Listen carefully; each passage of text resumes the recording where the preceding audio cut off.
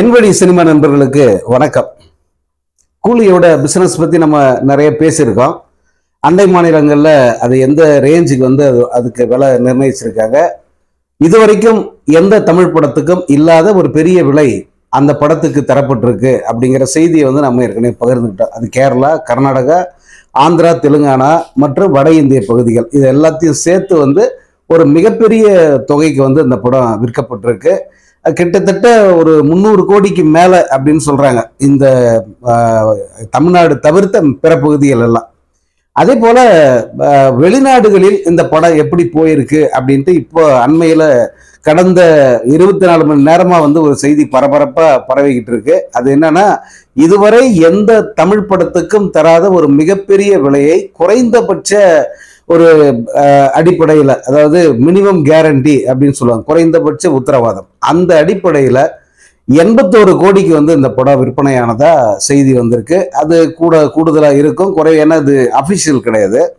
இப்ப பரவி இருக்கிற செய்தி 81 கோடிக்கு இந்த படம் வெளிநாடுகளில் அதனுடைய ஓவர்சீஸ் ரைட்னு சொல்றாங்கன்னா, அந்த வெளிநாட்டு உரிமை இவ்வளவு பெரிய தொகைக்கு விலை போயிருக்கிறதா சொல்றாங்க. அதே போல இந்த தொகையை தருவதற்கு அந்த வெளிநாட்டு விநியோகஸ்தர்கள் எந்த வித தயக்கமும் காட்டல அப்படிங்கிறது ஒரு கூடுதல் செய்தி. ஏன்னா பொதுவா இந்த மாதிரி வாங்கும் போது அவங்க பயத்தை வெளிப்படுத்துவாங்க. இவ்வளவு பணம் கொடுத்து வாங்குறமே, இது சரியா போலன்னா மிகப்பெரிய அடியாச்சு அப்படின்னு யோசிப்பாங்க. ஆனா இந்த படத்தை பொறுத்த வரைக்கும் அவங்களுக்கு மறு அந்த எண்ணமே இல்லை. இதை வாங்கலாமா வேணாமாங்கிற மறு எண்ணமே இல்லை.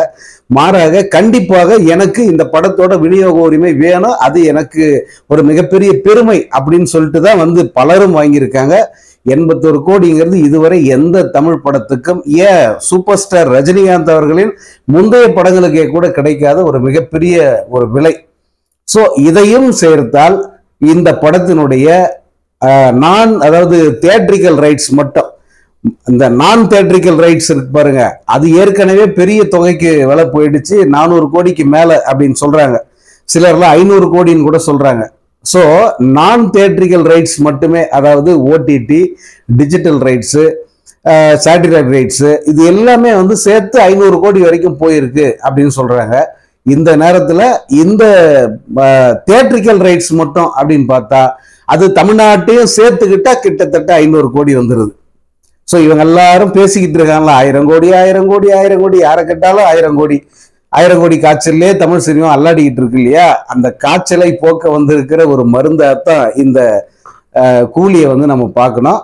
ஏன்னா இந்த பிஸ்னஸே இவ்வளவு பெரிய பிஸ்னஸ் ஆகியிருக்கு. இப்போ படம் ரிலீஸுக்கு பிறகு அந்த படம் ஜெயிலர் மாதிரியான ஒரு பாய்ச்சல், ஒரு 4 கால் பாய்ச்சல் அப்படின்வாங்களா, அந்த மாதிரியான ஒரு வசூல் பாய்ச்சலை நிகழ்த்தினா இந்த கூலிங்கிறது யாரும் நினைத்து பார்க்க முடியாத ஒரு பெரிய வசூல் சாதனையை செய்வதற்கான அத்தனை வாய்ப்புகளும் பிரகாசமா இருக்கு அப்படின்னு தான் சொல்லணும். இந்த படத்தை பொறுத்த வரைக்கும் இனி வருகிற ஒவ்வொரு நாளும் ஒரு செய்தி நிச்சயமா இருக்கும் கூலியை பொறுத்த வரைக்கும். அதனால தினமும் கூலியை பத்தியா அப்படின்னு கேட்காதீங்க. செய்திகள் வரும்போது நம்ம அதை பகிர்ந்துகிறது தான் நம்ம பத்திரிகை தர்மம். அந்த அடிப்படையில் தான் அதை சொல்றேன். இது ரஜினிகாந்த் படங்கிறதுக்காக நம்ம ஓவர் பில்டப் நம்ம பண்ணலை. இந்த படத்தை பொறுத்த வரைக்கும் நான் கொஞ்சம் அடக்கி தான் வாசிக்கணும்னு நினைக்கிறேன். ஏன்னா நம்ம ஓவர் பில்டப் கொடுக்க தேவையில்ல, அது ஜனங்க கொடுத்தா வரும், பிரச்சனை இல்லை.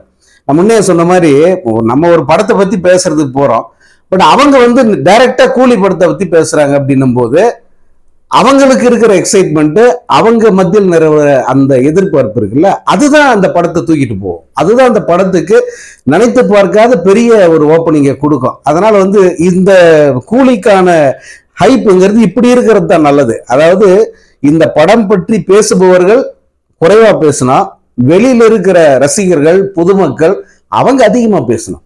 அந்த மாதிரியான ஒரு ஸ்ட்ராட்டஜி சன் பிக்சர்ஸ் உருவாக்கி இருக்கு அப்படின்னு தான் நினைக்கிறேன். நிறைய பேருக்கு என்ன ஆதங்கம்னா, சன் பிக்சர்ஸ் தூங்குது, அமைதியா இருக்கு, இவங்க சரியா இன்னும் ப்ரொமோஷன் ஆரம்பிக்கல, தலைவர் படம் எப்படி இருக்கணும், எப்படி அதிரி புதிரிய ப்ரொமோஷன் பண்ண வேணாமா, சைலண்டாவே இருக்காங்களே அப்படின்னு சில ரசிகர்கள் கருத்து தெரிவிச்சிருக்காங்க.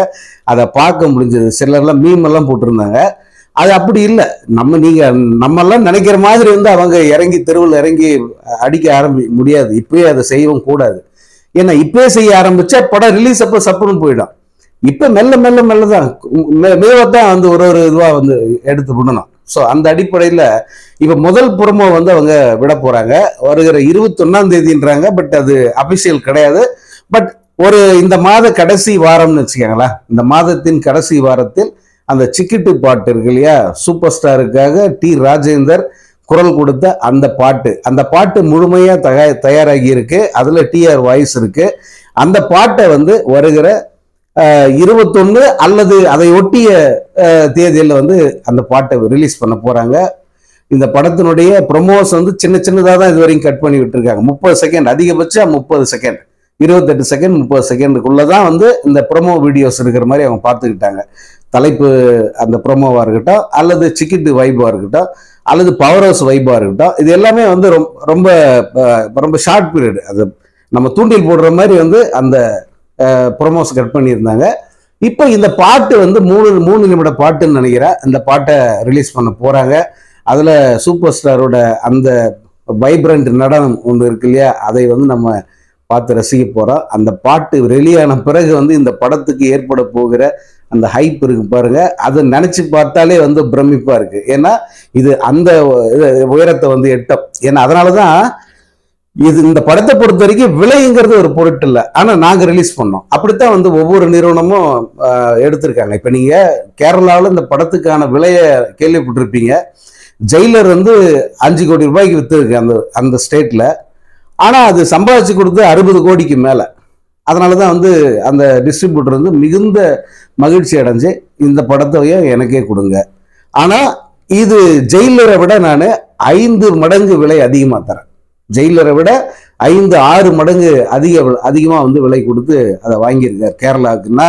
அவருடைய கான்பிடென்ட் பிளஸ் இவருடைய அந்த மாஸ் பவர் இருக்கு இல்லையா, அந்த பவர் என்னங்கிறது வந்து உங்களுக்கு புரியும்.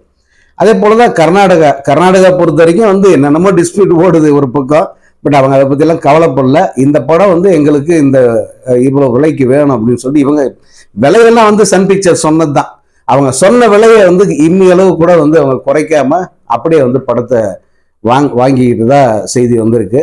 ஸோ இதை பற்றியெல்லாம் அஃபிஷியலாக தகவல் சொல்லுவாங்களான்னு தெரியாது. ஆனால் படம் ரிலீஸுக்கு பிறகு சன் பிக்சர்ஸ் அதிகாரப்பூர்வமாக வந்து செபிக்கு அந்த கணக்குகளை தாக்கல் செய்யும் போது உண்மையில் இந்த படம் வந்து என்ன செலவு பண்ணோம், இந்த படத்துக்கு வந்த வருமானம் என்ன அப்படிங்கிறத வந்து அவங்க தெரிவிக்க தான் போகிறாங்க. அதனால கூலியை பொறுத்த வரைக்கும் எல்லாமே வந்து ஒரு வழக்கத்துக்கு மாறான அல்லது யாரும் எதிர்பார்க்காத, அந்த வார்த்தை தான் கரெக்டா இருக்கும், யாரும் எதிர்பார்க்காத ஒரு மிகப்பெரிய ஒரு வியாபாரம், ஒரு மிகப்பெரிய ரிலீஸு, தமிழ் சினிமாவின் உச்சம் அப்படின்னு சொல்ற அளவுக்கு வந்து இந்த படம் அமையும் அப்படின்றதுதான் எல்லாருடைய நம்பிக்கையா. அந்த நம்பிக்கையை வந்து இம்மி அளவு கூட சிதைக்காம அந்த படத்தை வந்து உருவாக்கி இருக்கிறதா தகவல்கள்லாம் வருது. நம்ம ஏற்கனவே சொல்லியிருந்தோம், ரஜினி வந்து இந்த படத்தை பார்த்து ரொம்ப ஹாப்பி ஆயிட்டாரு அப்படின்னு சொல்லிட்டு. இப்போ வந்து அவரு அடுத்த கட்ட ஷெட்யூல், அதாவது ஜெயிலர் 2 படத்துக்கான படப்பிடிப்புக்கு அவர் கிளம்பி போயிட்டாரு. அந்த படப்பிடிப்பு வேலைகள் வந்து போயிட்டு இருக்கு. கிட்டத்தட்ட அது 50% முடிஞ்சிருச்சுன்னு சொல்றாங்க. வருகிற அக்டோபர் மாதம் இந்த படப்பிடிப்பு முழுசா முடிஞ்சிடும் அப்படிங்கிறதா வந்து ஜெயிலர் 2ஓட அப்டேட்.